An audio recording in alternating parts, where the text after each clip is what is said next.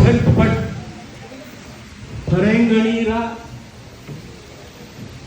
ಎಕ್ಕ ಜಾಂತಿ ಅಂತ ನಮ್ಮ ಭಾಷೆಯಲ್ಲಿ ಒಂದು ಹೇಳ್ತಾರೆ ಗಾದೆ ಮಾತು. ಏನಂದ್ರೆ ಅಂದ್ರೆ ಸೂಜಿ ಅಂತೆ.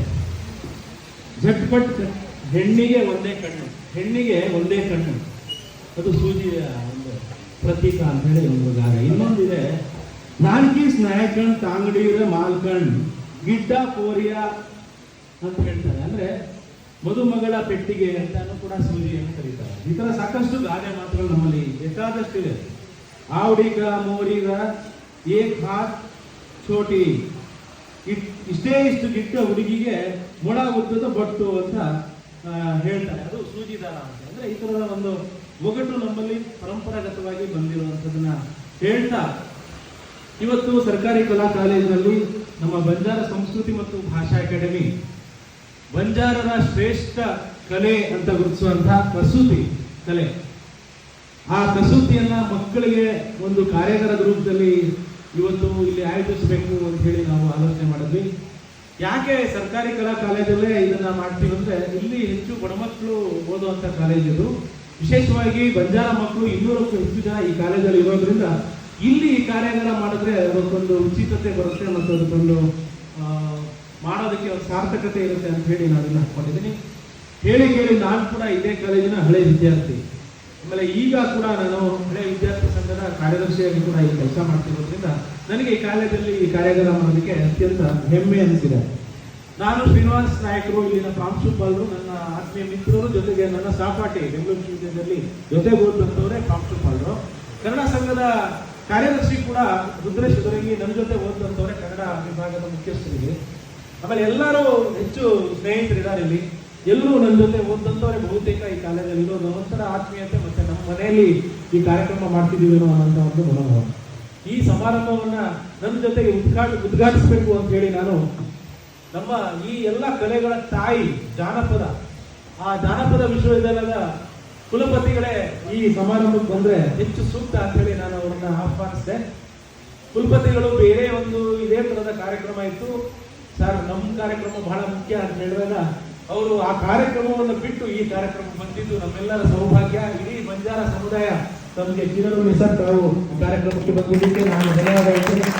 TM ಭಾಸ್ಕರ್ ಅವರು ವನ್ಯತಾನೆ ವಿಶ್ವವಿದ್ಯಾಲಯಕ್ಕೆ ಅವರು ಕೂಡ ಒಂದು ಸೆಮಿನಾರ್ ಬಂಜಾರರ ಸ್ಥಿತಿಗತಿಗಳು ಮತ್ತು ಬದುಕು ಇಟ್ಕೊಂಡು ಸೆಮಿನಾರ್ ಮಾಡಿದ್ರು.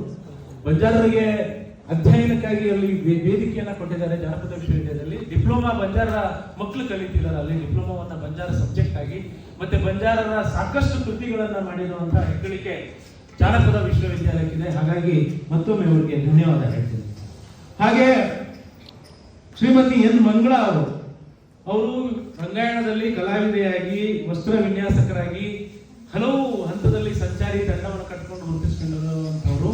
BV ಕಾರಂತರ ಶಿಷ್ಯರು ನೇರವಾಗಿ. ಆಮೇಲೆ ಕಾಸ್ಟ್ಯೂಮ್ ಡಿಸೈನ್ ಅಂದ ತಕ್ಷಣ ಹೆಚ್ಚು ಕಲರ್ಫುಲ್ ಆದ ಕಾಸ್ಟ್ಯೂಮ್ ಅಂದ್ರೆ ಬಂಜಾರ ಕಾಸ್ಟ್ಯೂಮೇ ಇರೋದು. ನೀವೆಲ್ಲ ನೋಡಿ, ದೇಶದಲ್ಲಿ ತಾಜ್ ಮಹಲ್ ಬಿಟ್ರೆ ಭಾರತದ ಐಡೆಂಟಿಟಿ ಕಲ್ಚರ್ ಅಂತ ತೋರಿಸೋದು ಬಂಜಾರ ಕಾಸ್ಟ್ಯೂಮ್ ಅನ್ನ. ಯಾಕೆ ತೋರಿಸ್ತಾರೆ ಅಂದ್ರೆ, ನಾವು ಇಷ್ಟು ರಿಚ್ ಆಗಿದೀವ್ರಿ ಭಾರತೀಯರು ಕಲ್ಚರಲ್ಲಿ, ಕಸೂತಿನಲ್ಲಿ ನಮ್ಮ ಕೌಶಲ್ಯ ಇಷ್ಟು ದೊಡ್ಡದಿದೆ ಅಂತ ತೋರಿಸೋದಕ್ಕೆ ಬಂಜಾರರ ಒಂದು ಡ್ರೆಸ್ ಹಾಕೊಂಡಿರೋ ಮಹಿಳೆಯನ್ನು ತೋರಿಸ್ತಾ ಇದ್ದದ್ದು ಇಂದಿರಾ ಗಾಂಧಿ ಅವರ ಪೀರಿಯಡ್ ಇವತ್ತಿನವರೆಗೂ ಇದೆ. ಹಾಗಾಗಿ BV ಕಾರಂತರ ಅಂದ ತಕ್ಷಣ ನನಗೂ ಒಂದು ಆತ್ಮೀಯತೆ. ಯಾಕಂದ್ರೆ BV ಕಾರಂತರ ಬಗ್ಗೆ ಸಂಶೋಧನೆ ಮಾಡಿ PhD ತಗೊಂಡ. ಹಾಗಾಗಿ ಮಂಗಳಾ ಅವರು ಇವತ್ತು ಬಂದಿದ್ದು ನನಗೆ ತುಂಬಾ ಖುಷಿಯ ವಿಷಯ. ಯಾಕಂದ್ರೆ ಕಾರಂತರ ಶಿಷ್ಯಾಗಿ ಗುರುತಿಸಿಕೊಂಡು ದೊಡ್ಡ ಮಟ್ಟದಲ್ಲಿ ರಂಗಭೂಮಿ ಕೆಲಸ ಮಾಡ್ತಿರೋದು ಧನ್ಯವಾದ ಹೇಳ್ಬೇಕು. ಹಾಗೆ ಇವತ್ತಿನ ಕಸೂತಿಯನ್ನ ಕಲಿಸೋದಕ್ಕೆ ಬಹಳ ಪ್ರಮುಖವಾಗಿ ಇತ್ತೀಚೆಗೆ ರಂಗಾಯಣ ಪ್ರಯೋಗಿಸಿದ ಗೋರ್ಮಾಟಿ ನಾಟಕಕ್ಕೆ ಹೆಚ್ಚು ಕೆಲಸ ಮಾಡಿದವರು ನಮ್ಮ ಗೆಳೆಯ ಪ್ರಶಾಂತ್ ಹೆಬ್ಸೂರ್ ಅವರು, ಚಾಮರಾಜನಗರದವರು. ಅವರು ಇವತ್ತು ತರಬೇತಿ ಕೊಡೋದಕ್ಕೆ ಇಲ್ಲಿ ಬಂದಿದ್ದಾರೆ. ದೊಡ್ಡ ಕಲಾವಿದ ಅವರು. ಯಾವತ್ತೂ ರಂಗಭೂಮಿನಲ್ಲಿ ನಿರ್ದೇಶಕರಿಗೆ ದೊಡ್ಡ ಹೆಸರು ಇರುತ್ತೆ, ಆದ್ರೆ ಅದ್ರ ಹಿಂದೆ ಶ್ರಮ ಹಾಕೋರು, ಕೌಶಲ್ಯಗಳನ್ನ ಇಟ್ಕೊಂಡಿರುವಂತವ್ರು, ಈ ಸೆಟ್ ಮಾಡೋರಾಗ್ಲಿ, ಪ್ರಾಪರ್ಟಿ ಮಾಡೋರಾಗ್ಲಿ, ಕಾಸ್ಟ್ಯೂಮ್ ಮಾಡೋರಾಗ್ಲಿ, ಮೇಕಪ್ ಮಾಡೋರಾಗ್ಲಿ, ಇವು ಇಲ್ಲದೆ ಅವ್ರ ನಿರ್ದೇಶಕರಿಗೆ ಹೆಸರು ಬರೋದಿಲ್ಲ. ಹಾಗಾಗಿ ಇಂಥ ಒಂದು ಬ್ಯಾಕ್ ಸ್ಟೇಜ್ ಅಲ್ಲಿ ಕೆಲಸ ಮಾಡುವಂತ ಪ್ರಶಾಂತ್ ನಮ್ಗೆ ಕಾರ್ಯಾಗಾರಕ್ಕೆ ಬರಲಿ ಅಂತ ಹೇಳಿ ಆಹ್ವಾನಿಸಿದೆ, ಒಪ್ಕೊಂಡು ಬಂದಿದ್ದಾರೆ. ಅವರಿಗೂ ಕೂಡ ನಾನು ಧನ್ಯವಾದ ಹೇಳ್ತೀನಿ. ಹಾಗೆ ನಮ್ಮ ಸಮುದಾಯದವರೇ ಆದ ಸಾವಿತ್ರಿ ಬಾಯಿ ಅವರು ಬರ್ತಾ ಇದ್ದಾರೆ, ಚಾವಳಿ ಬಾಯಿ ಅವರು ಬರ್ತಾ ಇದ್ದಾರೆ ಸಂಪನ್ಮೂಲ ವ್ಯಕ್ತಿಗಳಾಗಿ. ಅವ್ರಿಗೂ ಕೂಡ ನಾನು ಧನ್ಯವಾದ ಹೇಳ್ತೀನಿ. ನಮ್ಮ ಇಲ್ಲಿ ಎಲ್ಲ ಸದಸ್ಯರು, ನಮ್ಮ ಅಕಾಡೆಮಿಯ ಕೆಲಸದವರು ಎಲ್ಲ ಇದ್ದಾರೆ. ವಿಶೇಷವಾಗಿ ವೇದಿಕೆಯಲ್ಲಿ ನನ್ನ ಗೆಳೆಯ ಅವರು ಕೂಡ ನಮ್ಮ ಅಲೆಮಾರಿ ಬುಡಕಟ್ಟುಗಳಿಗೆ ಕೆಲಸ ಮಾಡಿದವರು. ನಾವು ಸುಮಾರು ಒಂದು 15 ವರ್ಷ ಅಲೆಮಾರಿ ಬುಡಕಟ್ಟು ಅಂದ್ರೆ ನಿಮ್ಗೆ ಗೊತ್ತಿರುತ್ತೆ, ಭಿಕ್ಷೆ ಬೇಡೋ ಸಮುದಾಯ, ಶಿಕ್ಷಣದಿಂದ ವಂಚಿತರಾದವರು, ಮುಖ್ಯವಾಹಿನಿಯಿಂದ ದೂರ ಇರುವಂಥವ್ರು, ಅವ್ರಿಗೆ ಯಾವುದೇ ಸರ್ಕಾರಿ ಸವಲತ್ತಿಲ್ಲ, ಫುಟ್ಪಾತ್ಗಳಲ್ಲಿ ಟೆಂಟ್ ಹಾಕೊಂಡು, ಮಶಾನ್ಗಳಲ್ಲಿ ಟೆಂಟ್ ಹಾಕೊಂಡು ಇವತ್ತು ಬದುಕಿರುವಂಥ ಸಮುದಾಯಕ್ಕೆ ಒಂದು ಅಲೆಮಾರಿ ಕೋಶ ಮಾಡಿಸಿದ್ವಿ ನಾವು. ಇದೇ ಸಿದ್ದರಾಮಯ್ಯ ಅವರು, ಮಾನ್ಯ ಮುಖ್ಯಮಂತ್ರಿ ಅವರು, ಆಂಜನೇಯ ಅವರು ಸೋಷಿಯಲ್ ವೆಲ್ಫೇರ್ ಮಿನಿಸ್ಟರ್ ಆಗಿದ್ದಾಗ ಅದನ್ನ ಕೊಟ್ಟರು. ಅದಕ್ಕೆ ಹೋರಾಟ ಮಾಡೋದಾಗ ನಮ್ಮ ಜೊತೆ ಕೈ ಜೋಡಿಸಿದ ಮಲ್ಲಿಕಾರ್ಜುನ್ ಮಾರ್ಪಡೆ ಅವರು ಕೂಡ ಇವತ್ತು ನಮ್ಮ ಜೊತೆಗಿದ್ದಾರೆ. ಅವರು ಈಗ ಜಾನಪದ ವಿಶ್ವವಿದ್ಯಾಲಯದಲ್ಲಿ ಸಂಶೋಧನಾ ನಿರ್ದೇಶಕರಾಗಿ ಮತ್ತೆ ಅಲ್ಲಿ ಉಪನ್ಯಾಸಕರಾಗಿರುವಂತ ಅವ್ರಿಗೂ ಕೂಡ ನಾನು ಧನ್ಯವಾದವನ್ನ ಹೇಳ್ತೇನೆ. ಬಂಜಾರ ಸಂಸ್ಕೃತಿ ಬಹಳ ದೊಡ್ಡ ಸಂಸ್ಕೃತಿ. ನಮ್ಮಲ್ಲಿ ಹಬ್ಬ ಹರಿದಿನಗಳು, ದೇವರು, ಶಾಸ್ತ್ರ, ಪೂಜಾ ವಿಧಿ, ಉಡುಗೆ ತೊಡುಗೆಗಳು, ಆಚಾರ ವಿಚಾರಗಳು ಎಷ್ಟು 10 ರೂಪದಲ್ಲಿದ್ದಾವೆ. ನಮ್ಮಲ್ಲಿ ಮುಖ್ಯವಾಗಿ ಸಂಕ್ರಾಂತಿ, ದೀಪಾವಳಿ, ಹೋಳಿ ಒಂದೊಂದು ಪದ್ಧತಿ, ಆಚರಣೆ ಇದೆ. ಎಲ್ಲದಕ್ಕೂ ನಾವು ನಮ್ಮ ಪೂಜಾ ವಿಧಿಗೆ ಬಳಸುವಂತಹ ಒಂದು ಸಿಂಬಾಲಿಕ್ ಆದ ಒಂದು ಇಲ್ಲಿ ಇಟ್ಟಿದ್ದೀನಿ. ನಮ್ಮಲ್ಲಿ ಎಲ್ಲ ಪೂಜೆಗಳಿಗೆ ಸೇವಾಲಾಲನ ಪೂಜೆ ಮಾಡಬೇಕಂದ್ರೆ ಅದ್ರ ಮೇಲೆ ಒಂದು ಕುಂಭ ಇಟ್ಟು, ಒಂದು ಕಟಾರಿಯನ್ನ ಇಟ್ಟು, ನಮ್ಮ ಸೇವಾಲಾಲ್ ಆಗ್ಲಿ, ಮರಿಯಮ್ಮ ಆಗ್ಲಿ, ಯಾರನ್ನೇ ಪೂಜೆ ಮಾಡೋದು ಅದನ್ನು ಬಳಸುವಂಥದ್ದು ಒಂದು ಅದು ಕಸೂತಿನಲ್ಲೇ ಮಾಡಿರುವಂಥದ್ದು ಇರುತ್ತೆ. ಹಾಗೆ ನಮ್ಮ ಪಂಚಾಯಿತಿಯ ಶಿಕ್ಷೆಯ ವಿಧಾನಗಳು ಇವತ್ತು ಎಷ್ಟೋ ಕೋರ್ಟ್ಗಳಲ್ಲಿ ಅಳವಡಿಸಿಕೊಂಡಿದ್ದಾರೆ. ಇವತ್ತು ಕೂಡ ನಿನ್ನೆ ರವೀಂದ್ರ ಭಟ್ರು ಬಂದಿದ್ರು ನಮ್ಮಲ್ಲಿ ತಿಂಗಳ ಅತಿಥಿಯಾಗಿ ಅದನ್ನ ಕಾರ್ಯಕ್ರಮ ಉದ್ಘಾಟನೆ ಮಾಡೋದು ಪ್ರಜಾವಾಣಿ ಅವರು. ಅದೇ ಹೇಳ್ತಾ ಇದ್ರು, ಬಂಜಾರಲ್ಲಿರುವಂತ ಪಂಚಾಯಿತಿ ಮತ್ತು ಆ ಶಿಕ್ಷೆ ಕೊಡುವಂಥದ್ದು, ನ್ಯಾಯ ಕೊಡುವಂಥ ಪದ್ಧತಿ ದೇಶಕ್ಕೆ ಮಾದರಿಯಾದದ್ದು, ಅಷ್ಟು ಅದ್ಭುತವಾದ ಅವರ ನ್ಯಾಯ ಪಂಚಾಯಿತಿ ಇದೆ ಅಂತ ಹೇಳಿ ಆ ಥರದ ಪಂಚಾಯಿತಿಯನ್ನ ಅಳವಡಿಸ್ಕೊಂಡಿದ್ವಿ. ಅನೇಕ ಪೂಜಾ ವಿಧಿಗಳಿದೆ ನಮ್ಮಲ್ಲಿ, ಧರ್ಮ ಇದೆ, ಪರಿಸರ ಧರ್ಮ. ನಮ್ಮ ಸೇವಾಲಾಲ್ ಅವರು ಹೇಳುವಂಥದ್ದು, ನಾವು ಕಲ್ಲನ್ನ, ಪ್ರಕೃತಿಯನ್ನ, ಪ್ರಾಣಿಗಳನ್ನ ಪೂಜೆ ಮಾಡುವಂಥ ಜನ ನಾವು. ಹಾಗೆ ಕಥೆಗಳಿದೆ, ಗೀತೆಗಳಿದೆ, ನೃತ್ಯ ಇದೆ, ವಾದ್ಯ ಇದೆ, ವಾಜಾ ಅಂತ ಕರಿತೀವಿ, ಲಾವಣಿಗಳಿದೆ, ಗಾದೆ ಇದೆ, ಒಗಟಿದೆ, ನುಡಿಗಟ್ಟಿದೆ, ಗುಪ್ತ ಸಂಭಾಷಣೆ ಇದೆ, ಜನನಕ್ಕೆ ಒಂದು ಶಾಸ್ತ್ರ ಇದೆ, ಹಲವು ನಂಬಿಕೆಗಳಿದೆ, ಮಾಟ ಅಂತ ಹೇಳ್ತೀವಿ, ತೀಜು, ಗಣಿ, ಎಷ್ಟು ದಸರಾಗೆ ಬೇರೆ ಆಚರಣೆಗಳಿದೆ, ಶೀತ್ಲ ಅಂತ ಬೇಟೆ ಆಡೋದಕ್ಕೆ ಒಂದಷ್ಟು ಆಚರಣೆಗಳಿದೆ. ಹೋಳಿನಲ್ಲಿ ಹಾಡು, ನೃತ್ಯ ವಿಶೇಷವಾದ ಮಾನ್ಯತೆಯನ್ನು ಪಡ್ಕೊಳ್ಳುತ್ತೆ. ಪವಾಡಗಳಿದೆ, ರಂಗೋಲಿ ಕಲೆ ಇದೆ, ಕಸೂತಿ ಕಲೆ ಇದೆ, ಕೋಲಾಟ ಇದೆ, ಹಚ್ಚೆ ಇದೆ, ಸಮಾಜ ಹಚ್ಚೆ ಬಗ್ಗೆ ಮತ್ತೆ ತೊಗಲು ಬೊಂಬೆ ಬಗ್ಗೆ ಮೊನ್ನೆ ನಳಂದ ಕಾಲೇಜಿನಲ್ಲಿ ನಾವು ಕಾರ್ಯಕ್ರಮ ಮಾಡಿದ್ವಿ. ಹೀಗೆ 10 ಹಲವು ಪ್ರಕಾರಗಳನ್ನ ನಮ್ಮ ಸಂಸ್ಕೃತಿ ಒಡಲಲ್ಲಿ ಇಟ್ಕೊಂಡಿದ್ರು ಕೂಡ ಮುಖ್ಯವಾಹಿನಿಗೆ ಅವು ಬರ್ತಾ ಇಲ್ಲ. ಅದು ಬರಬೇಕು ಅಂತ ಹೇಳಿ ನಾವು ಈ ತರದ ನಮ್ಮ ಅಕಾಡೆಮಿಯಿಂದ ಹಲವಾರು ಕಾರ್ಯಕ್ರಮಗಳನ್ನ ಮಾಡ್ಕೊಂಡಿದ್ವಿ. ಈಗಾಗಲೇ 12 ಕಾರ್ಯಕ್ರಮ ಮಾಡಿದ್ವಿ. ಇದು 12ನೇ ಕಾರ್ಯಕ್ರಮ ಸರ್ಕಾರಿ ಕಲಾ ಕಾಲೇಜಲ್ಲಿ ಮಾಡ್ತಿರುವಂಥದ್ದು. ನೋಡಿ, ನಮ್ಮಲ್ಲಿ ಮದುವೆ 3 ತಿಂಗಳು ಮಾಡ್ತಾ ಇದ್ವಿ. ನಮ್ಮಲ್ಲಿ ಆ ಇದು ಮದುವೆ ಶಾಸ್ತ್ರ ಇಲ್ಲಿಂದ ನಾವು ಏನ್ ಹೇಳ್ತೀವಿ, ಮದುವೆ ಮಾತುಕತೆಯಿಂದ ಶುರುವಾದ್ರೆ ನಮ್ಮಲ್ಲಿ ಗೋಳ್ಖಾಯಿರೋ ಅಂತೀವಿ, ಬೆಲ್ಲವನ್ನು ಹಂಚ್ಕೊಂಡು ಎಲೆ ಅಡಿಕೆ ಜೊತೆಗೆ ತಿನ್ನುವಂತ ಒಂದು ಸಂಪ್ರದಾಯ ಇದೆ. ಅದು ತಿಂತ ಒಂದು ಸಂಬಂಧವನ್ನು ಬೆಸೀತಾ ಅಲ್ಲಿ ಹಾಡುಗಳು ಇಟ್ಕೊಳ್ತವೆ. ಇದು ಯಾವ ತರ ಅಂದ್ರೆ ಒಂಥರ ಟೋಟಲ್ ಥಿಯೇಟರ್ ಅಂತ ಹೇಳ್ತೀವಿ ನಾವು. ಮಂಗಳವಾರ ಗೊತ್ತಾಗುತ್ತೆ, ಟೋಟಲ್ ಥಿಯೇಟರ್ ಅಂದ್ರೆ ಸಂಗೀತ, ನೃತ್ಯ, ಹಾಡು, ಅಭಿನಯ ಎಲ್ಲ ಇರುತ್ತೆ. ಪ್ರೇಕ್ಷಕರಲ್ಲಿ ಊರಿನ ಜನರು ಅದೊಂಥರ ಬೀದಿ ನಾಟಕ ತರದಲ್ಲಿ ಆಚರಣೆಗಳು ಆರಂಭ. ಈ ತರ 3 ತಿಂಗಳು ಪ್ರತಿಯೊಂದು ಸಂಪ್ರದಾಯಕ್ಕೂ ಒಂದು ಆಚರಣೆ, ಒಂದು ಹಾಡು, ಒಂದು ಅಳೋದು, ಈ ತರದ ದೊಡ್ಡ ರಿಚುವಲ್ ಇದೆ. ಆ ರಿಚುವಲ್ಗಳನ್ನ ನಾವು ದಾಖಲಿಸಬೇಕಾಗಿದೆ, ಪುಸ್ತಕದ ರೂಪದಲ್ಲಿ ತರಬೇಕಾಗಿದೆ, ಪ್ರದರ್ಶನದಲ್ಲಿ ತರಬೇಕಾಗಿದೆ. ಸಾಕಷ್ಟು ಡಾಕ್ಯುಮೆಂಟರಿಗಳು ಮಾಡ್ತಾ ಇದ್ದೀವಿ ನಮ್ಮಲ್ಲಿ. ಈಗ ನಮ್ಮಲ್ಲಿ ಪ್ರಥಮ ಸಾಹಿತಿಗಳು ಯಾರಂತ ನಮ್ಮ ಸಮುದಾಯಕ್ಕೆ ಇದುವರೆಗೂ ಗೊತ್ತಿಲ್ಲ. ಬೆನಕಳ್ಳಿ ವಿನಾಯಕ್ ಅಂತ, ಅವ್ರ ಬಗ್ಗೆ ಡಾಕ್ಯುಮೆಂಟರಿ ಮಾಡ್ತಾ ಇದ್ದೀವಿ. ಈಗ ನಾಳೆ ಬೆಂಗಳೂರು ವಿಶ್ವವಿದ್ಯಾಲಯದಲ್ಲಿ ನಮ್ಮ ಪ್ರದರ್ಶನ ಕಲೆ ನೃತ್ಯದ ಬಗ್ಗೆ ನಾವು ನಾಳೆ ಕಾರ್ಯಕ್ರಮ ಹಾಕೊಂಡಿದ್ದೀವಿ. ಬೆಂಗಳೂರು ಯೂನಿವರ್ಸಿಟಿ ಪ್ರದರ್ಶನ ಕಲಾ ವಿಭಾಗದಲ್ಲಿ. ಅಲ್ಲಿ ನಮ್ಮಲ್ಲಿ ಮೈಸೂರು ಸಂಸ್ಥಾನದ ಆಸ್ಥಾನ ವಿದೂಷಕಿ ಡಾಕ್ಟರ್ ವೆಂಕಟಲಕ್ಷ್ಮಮ್ಮ ಪದ್ಮಭೂಷಣ ಪ್ರಶಸ್ತಿ ಬಂದಿದೆ ಅವರಿಗೆ. ಆದ್ರೆ ಅವರು ಇವತ್ತಿಗೂ ಎಲೆಮರೆಗೆ ಬಂಜಾರ ಅಂತ ಯಾರಿಗೂ ಗೊತ್ತಿಲ್ಲ. ಆ ತರದ ಶಾರ್ಲಿ ಚಾಂಪ್ಲಿನ್ವರೆಗೂ ಹೋಗುತ್ತೆ ನಮ್ಮ ಕತೆ. ಎಲ್ಲ ದೇಶದ ಮೂಲೆನಲ್ಲಿದ್ದೀವಿ ನಾವು, ಎಲ್ಲ ರಾಜ್ಯದಲ್ಲಿದ್ದೀವಿ. ಆಯಾ ಪ್ರಾದೇಶಿಕ ಭಾಷೆಯ ಜೊತೆಗೆ ನಾವು ಮಿಲಿತರಾಗಿದ್ರು ಕೂಡ ನಮ್ಮ ಸಂಸ್ಕೃತಿ, ನಮ್ಮ ಈ ಕಸೂತಿ ಒಂದೇ ರೀತಿಯಲ್ಲಿದೆ. ಕಸೂತಿನಲ್ಲಿ ನಮ್ಮಲ್ಲಿ ನೋಡಿ ಅದು ಹಾಕಿದೀವಿ, ಅದನ್ನ ಭೇಟಿ ಹಾಕ್ತೀವಿ, ಕೆಳಗಡೆ ಲಂಗ, ಮೇಲ್ಗಡೆ ಅದು ಕಾಂಚುಲೆ ಅಂತ.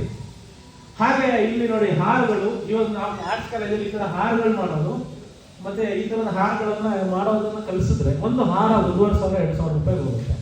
ಒಂದು ಜೀವನ ನಿರ್ವಹಣೆ. ಸರ್ಕಾರ ಇವತ್ತು ಎಲ್ಲರಿಗೂ ಸರ್ಕಾರಿ ಉದ್ಯೋಗ ಕೊಡಕ್ ಸಾಧ್ಯವೇ ಇಲ್ಲ.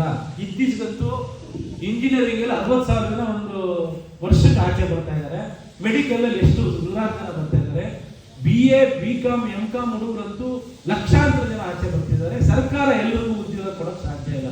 ಗಾಂಧೀಜಿಯವರು ಹೇಳಿದ ಗುಡಿ ಕೈಗಾರಿಕೆಗಳು, ಸ್ವಂತ ಉದ್ಯೋಗ, ಸ್ವಯಂ ಉದ್ಯೋಗ, ಸ್ವಂತ ಫ್ಯಾಕ್ಟ್ರಿಗಳು, ಸ್ವಂತ ಇದು ಮಾಡ್ಕೋಬೇಕು. ಇನಿಷಿಯಲ್ ಆಗಿ ನಮಗೆ ಬಂಡವಾಳ ಇರೋದಿಲ್ಲ. ಸರ್ಕಾರ ಸಾಕಷ್ಟು ಲೋನ್ ಕೊಡುತ್ತೆ. ನಮ್ಮ ಬಂಜಾರ ಹುಡುಗರು ಈಗ ನಮ್ಮಲ್ಲಿ ಕಸೂತಿ ಇದು ಕೌಶಲ್ಯ ಕೇಂದ್ರ ಇದೆ, ನಿಗಮ ಇದೆ, ನಮ್ಮ ಅಕಾಡೆಮಿ ಇದೆ. ಎಲ್ಲದರ ಸಹಕಾರದೊಂದಿಗೆ ಏನೋ ಒಂದಷ್ಟು ಜೀವನ ನಿರ್ವಹಣೆಗೆ ಒಂದಷ್ಟು ಕಲ್ತ್ಕೊಳ್ಳಿ. ಏನಾದರೂ ಒಂದು ಜೀವನೋಪಾಯಕ್ಕೆ ಒಂದು ಪ್ರಕಾರದಲ್ಲಿ ಈಗ ಫ್ಯಾಷನ್ ಟೆಕ್ನಾಲಜಿಗೆ ಹೋಗುವಂತ ಮಕ್ಕಳಿಗೆ ಫ್ಯಾಷನ್ ಟೆಕ್ನಾಲಜಿನಲ್ಲಿ ನೀವು ಇದನ್ನು ಡೆವಲಪ್ ಮಾಡ್ಕೊಂಡ್ರೆ ಕಸೂತಿಯನ್ನ ಕನಿಷ್ಠ ಪಕ್ಷ ಒಂದು ಡ್ರೆಸ್ ಮಾಡರ್ನ್ ಆಗಿ ಅಂದ್ರೆ ಮೂಲ ನಮ್ಮ ಸಂಸ್ಕೃತಿಯ ಡ್ರೆಸ್ಸು ಧಕ್ಕೆ ಬರದೇ ಇರೋ ಹಾಗೆ ಡೆವಲಪ್ ಮಾಡಿದ್ರೆ ನೀವು 1 ಲಕ್ಷ ರೂಪಾಯಿ ಮಾಡ್ಬೋದು. ನೀವು ಇಡೀ ಒಂದು ತಿಂಗಳಿಗೆ ಒಂದು ಡ್ರೆಸ್ ಹೊಲಿದ್ರೆ ಸಾಕು, ನಿಮ್ಮ ಜೀವನ ನಿರ್ವಹಣೆ ಆಗುತ್ತೆ. 1 ಲಕ್ಷ ರೂಪಾಯಿ ಸಂಪಾದನೆ ಮಾಡ್ತೀರಿ. ಹಾಗೆ ಒಂದು ಹಾರ ಇದು ಮಿನಿಮಮ್ 1,000 ರೂಪಾಯಿ, 1,500 ರೂಪಾಯಿಗೆ ಹೋಗುತ್ತೆ. ಈಗ ನಮ್ಮ ರಾಜಕಾರಣಿಗಳು ನಾವು ಶಾಲ್ಗಳಾಗ್ತೀವಿ, ಈಗ ಈ ತರ ಕಾರ್ಯಕ್ರಮಕ್ಕೆ ಹಾರಗಳಾಗ್ತೀವಲ್ಲ, ಈ ತರ ಒಂದು ಮಾಡಿ ಹಾಕಿದ್ರಿ ಅಂದ್ರೆ ನೀವು 1,500-2,000 ರೂಪಾಯಿ ಸಂಪಾದನೆ. ಇದಕ್ಕೆ ಏನು ಬಹಳ ಕಷ್ಟ ಪಡಬೇಕಾಗಿಲ್ಲ. ಒಂದು ಮೀಟರ್ ಬಟ್ಟೆ ತಗೊಂಡ್ರೆ 3 ಆಗುತ್ತೆ. ಈ ತರದ್ದು ಮಾಡಿ ಕಸೂತಿಯ ಗ್ಲಾಸ್ಗಳನ್ನ ಕೂರಿಸೋದು, ಅದಕ್ಕೆ ಕವಡೆಗಳನ್ನ ಹೊಲಿಯೋದು, ಅದಕ್ಕೊಂದಷ್ಟು ನಮ್ಮ ಈ ಹುಲ್ಲನ್ನ ಬಟ್ಟೆ ಮತ್ತೆ ದಾರಗಳು ನೋಡಿ ಎಷ್ಟು ಚೆನ್ನಾಗಿದೆ ದಾರ ಇದು. ಈ ದಾರದಲ್ಲಿ ನೀವು ಅದನ್ನ ಹೊಲಿಯೋದಾದ್ರೆ ನಿಮ್ಗೆ ಜೀವನ ನಿರ್ವಹಣೆಗೆ ಅದನ್ನೇ ಒಂದು ಇಂಡಸ್ಟ್ರಿಯಾಗಿ ಬಳಸ್ಕೋಬಹುದು. ನೀವೇನು ಡಿಗ್ರಿ ಮಾಡ್ಕೊಂಡು ಈಗ ರೈತರು ಹುಡುಗ 1 ಎಕರೆ ಜಮೀನಲ್ಲಿ 5 ಲಕ್ಷ ರೂಪಾಯಿ ತಿಂಗಳಿಗೆ ಸಂಪಾದನೆ ಮಾಡಿ ಪ್ರೂವ್ ಮಾಡಿದ್ದಾರೆ ಅಂದ್ರೆ ಅವನು ದಡ್ಡ ಅಂತನ ಅಲ್ಲ.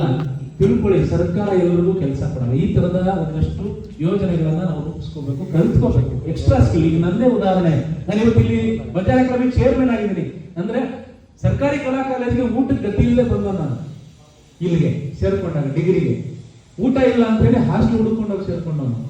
ಹಾಸ್ಟೆಲ್ ಕಷ್ಟಪಟ್ಟು ಓದಿ ರ್ಯಾಂಕ್ ತಗೊಂಡು ಗೋಲ್ಡ್ ಮೆಡಲ್ ತಗೊಂಡು ಯೂನಿವರ್ಸಿಟಿನಲ್ಲಿ ಟಾಪರ್ ಆಗಿ ರಂಗಭೂಮಿಗೆ ಹೋದೆ. ಬರೀ ಡಿಗ್ರಿ ಇಟ್ಕೊಂಡಿದ್ರೆ ನಮ್ಮ ಅಪ್ಪನಾಡೆ ಉದ್ಧಾರ ಆಗ್ತಿರ್ಲಿಲ್ಲ. ನಾನು ರಂಗಭೂಮಿಗೆ ಹೋಗಿ ಉದ್ಧಾರ ಆದೆ. ರಂಗಭೂಮಿನ ತುಂಬಾ ಜನ ಕೇವಲವಾಗಿ ಕಾಣ್ತಾರೆ. ರಂಗಭೂಮಿ ನಮ್ಗೆ ಏನೆಲ್ಲ ಕೊಟ್ಟಿದೆ ಅಂದ್ರೆ ನನ್ನ ವೈಯಕ್ತಿಕ ಜೀವನದಲ್ಲಿ ಏನ್ ಕೊಟ್ಟಿಲ್ಲ ಅನ್ನೋಂಗಿಲ್ಲ. ನಮ್ಗೆ ಜೀವನ ವ್ಯಕ್ತಿತ್ವ ವಿಕಾಸ ಮಾಡಿದೆ, ಕಲಿಸಿದೆ. ನನಗೆ ಭಾಷೆ ಬರ್ತಿರ್ಲಿಲ್ಲ, ಮಾತಾಡಕ್ ಗೊತ್ತಿರ್ಲಿಲ್ಲ, ಕನ್ನಡ ಬರ್ತಿರ್ಲಿಲ್ಲ, ಉಚ್ಚಾರಣೆ ಗೊತ್ತಿರ್ಲಿಲ್ಲ, ಎಲ್ಲವನ್ನ ಕೊಟ್ಟಿದೆ. ವ್ಯಕ್ತಿತ್ವ ವಿಕಾಸ ಮಾಡಿದೆ, ಸಾಕಷ್ಟು ಅಂಶಗಳನ್ನ ಹೇಳ್ಕೊಟ್ಟಿದ್ವಿ. ಅಂತಾರಾಷ್ಟ್ರೀಯ ಮಟ್ಟದಲ್ಲಿ ಹೋಗಿ ನಾವು ಕೆಲಸ ಮಾಡ್ತೀವಿ ಅಂದ್ರೆ ಏನ್ ಬೇಕಾದ್ರೂ ಸಾಧಿಸಬಹುದು. ಅದಕ್ಕೆ ಈ ತರದ ಪಠ್ಯೇತರ ಚಟುವಟಿಕೆಗಳು, ಈ ತರದ ಕೌಶಲ್ಯಗಳನ್ನ ನಾವು ಕಲ್ತ್ಕೋಬೇಕಾಗಿದೆ. ಹಾಗಾಗಿ ಈ ಎಲ್ಲ ಉದ್ದೇಶದಿಂದ ಈ ಕಾಲೇಜಲ್ಲಿ ಇದನ್ನ ನಾವು ಆಯೋಜನೆ ಮಾಡಿದ್ದೀವಿ. ಇದರ ಸದುಪಯೋಗ ಮಕ್ಕಳು, ವಿದ್ಯಾರ್ಥಿಗಳು ಇವರಂತೆ ಪಡ್ಕೋಬೇಕು. ಆಮೇಲೆ ಒಂದು ಕಲ್ಚರ್ ಅನ್ನ ಯುವ ಜನತೆಗೆ ಕಲಿಸೋದು ಬಹಳ ಮುಖ್ಯ. ಅಕಾಡೆಮಿಗಳು ಮಾಡಬೇಕಾಗಿರೋದು ಇದು. ಹಾಗಾಗಿ ಈ ತರದ ಒಂದಷ್ಟು ಯೋಜನೆಗಳನ್ನ ನಾವು ಹಾಕೊಂಡಿದ್ದೀವಿ. ಇದಕ್ಕೆ ಕೈ ಜೋಡಿಸಿದ ಕಾಲೇಜು ಆಡಳಿತ ಮಂಡಳಿ, ನನ್ನ ಎಲ್ಲ ಇಲ್ಲಿರೋ ಟೀಚರ್ಸ್, ನಾನ್ ಟೀಚಿಂಗ್, ವಿಶೇಷವಾಗಿ ರುದ್ರೇಶ್ ಅದರಂಗಿ ಅವರು, ಶ್ರೀನಿವಾಸ ನಾಯ್ಕರಿಗೆ ಧನ್ಯವಾದ ಹೇಳಿ, ನಿಮ್ಗೆ ವಿಶೇಷವಾಗಿ ಅದು ಬಂಜಾರ ಮಕ್ಕಳು ಒಂದು ಗ್ರೂಪ್ ಮಾಡ್ಕೊಂಡು ನೀವು ನಮ್ಮ ಸಮುದಾಯದ ಬಗ್ಗೆ ಕಾಳಜಿ ವಹಿಸಿ ಒಂದು ಗ್ರೂಪೇ ಮಾಡಿದ್ದಾರೆ. ಸರ್ಕಾರಿ ಕಲಾ ಕಾಲೇಜು ಬಂಜಾರ ಸ್ಟೂಡೆಂಟ್ಸ್ ಅಂತ ಮಾಡಿದ್ವಿ. ಅದರಲ್ಲಿ ನೀವು ಬಂಜಾರ ಅಷ್ಟೇ ಬೇಡ, ಜನರಲ್ ಮಕ್ಕಳನ್ನು ಸೇರಿಸ್ಕೊಳ್ಳಿ, ಅವ್ರಿಗೂ ಕಲಿಸೋಣ, ಇದನ್ನ ಸದುಪಯೋಗ ಪಡ್ಕೋಣ ಅಂತೇಳಿ ನನಗೆ ಈ ಅವಕಾಶ ಕೊಟ್ಟಿದ್ದಕ್ಕೆ ಕಾಲೇಜಿಗೆ ವಂದಿಸಿ ನಿಮಗೆಲ್ಲ ಧನ್ಯವಾದ ಹೇಳಿ ನನ್ನ ಮಾತು ಮುಗಿಸ್ತೀನಿ.